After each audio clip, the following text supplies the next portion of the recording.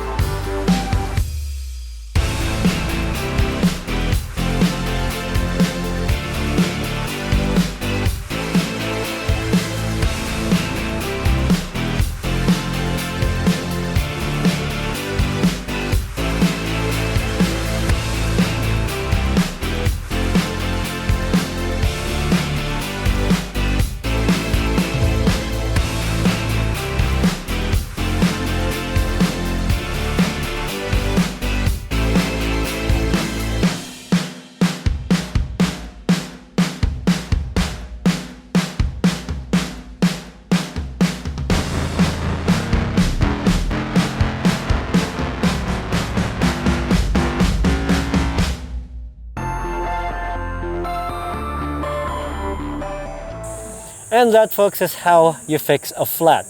Now, just because you're running on the spare wheel doesn't mean you could run on it forever.